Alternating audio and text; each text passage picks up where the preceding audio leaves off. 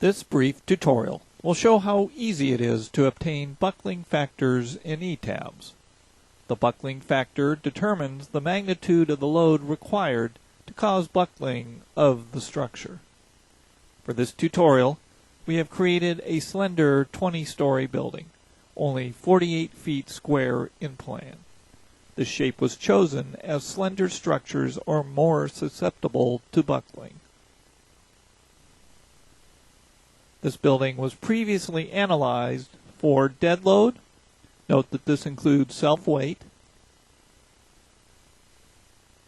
live load, which was 50 pounds per square foot applied to the floors, and wind loads based on ASCE 7-10.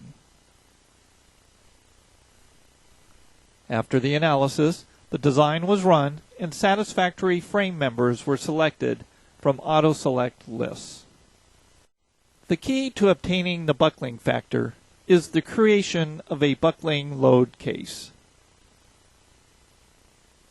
To the previously defined dead, live, and wind load cases, we will add a new case, which we will call buckling.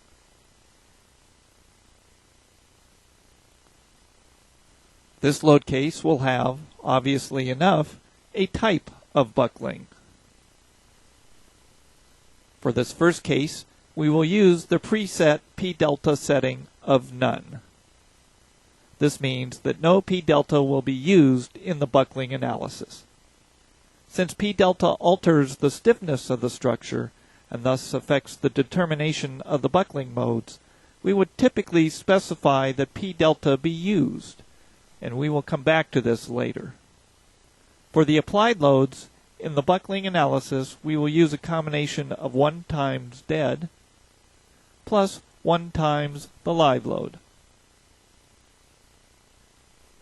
It is these loads that, when multiplied by the buckling factor, provide the buckling load. We will leave the number of buckling modes set to 6 and the convergence tolerance as is. Calculating the buckling modes is an iterative process, and the tolerance determines how numerically close iterations need to be to assume that convergence of the buckling factors has occurred.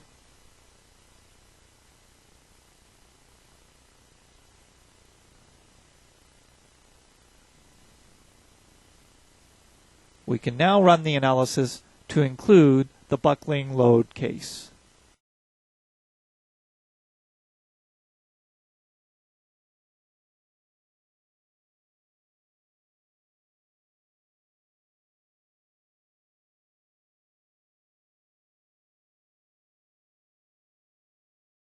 With the analysis complete, we can display the buckling factors for each buckling mode. This can be done through the Display Show Tables command or via the Model Explorer.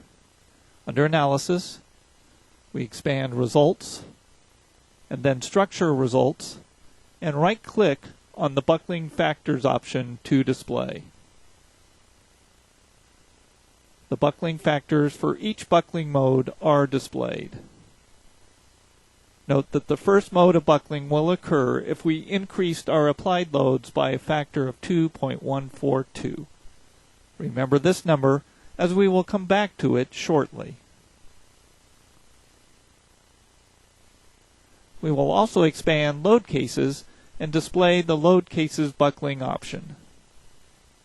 This confirms our buckling case data. Closing the tables, and with the 3D view active,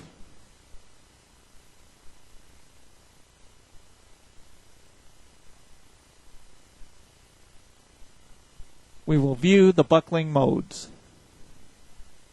Selecting the buckling case, the step number represents the 6 buckling modes that we requested.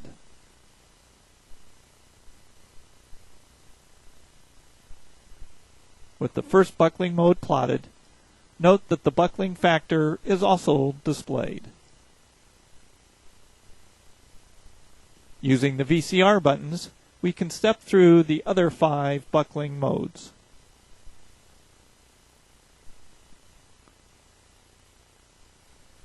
We can also display the relative forces in the members for each buckling mode.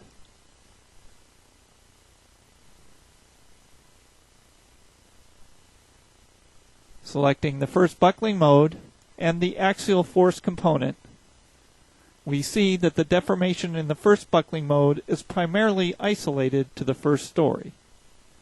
As we go to the higher modes, we see that more stories are involved in the buckling.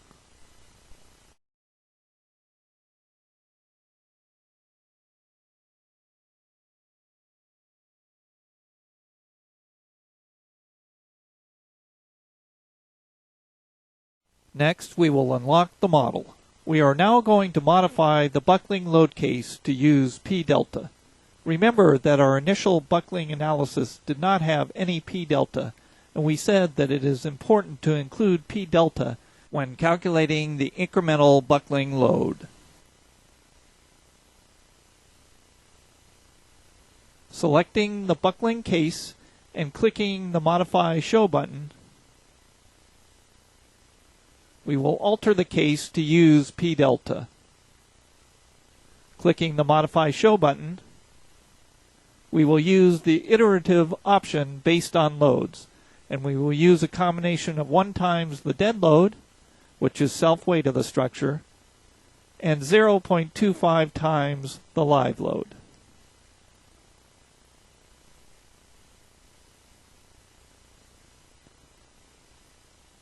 This is the only change we will make.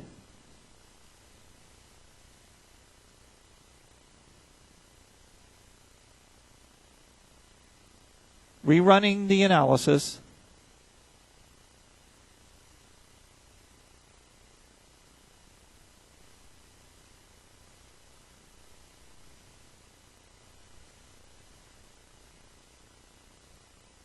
we can now redisplay the buckling factors to see how including P delta affected the results.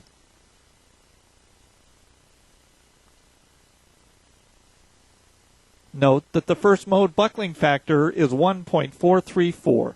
This is considerably less than the factor obtained without P delta, which was 2.142. This is as expected due to the fact that P delta alters the stiffness matrix. Again, we can view the buckling modes.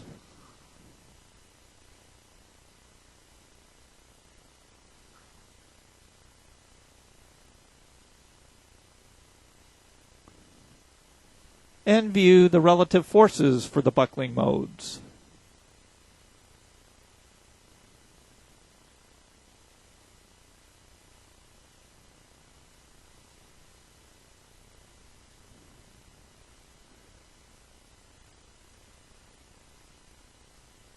Again, we see that deformation in buckling mode 1 is primarily isolated in the first story. As a last step, we will increase the applied loads by the buckling factor just calculated, assuming that there is a linear relationship between the applied loads and the buckling factor. This should result in a new buckling factor of 1 for the first buckling mode. Unlocking the model and returning to the buckling load case,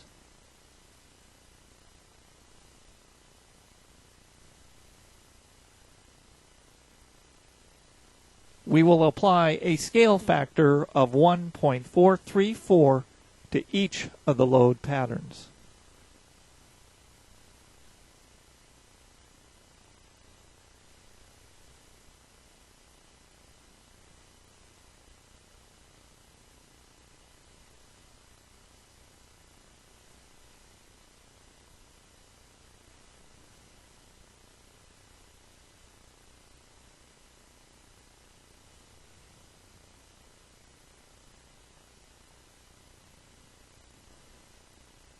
Now, when we display the buckling factors,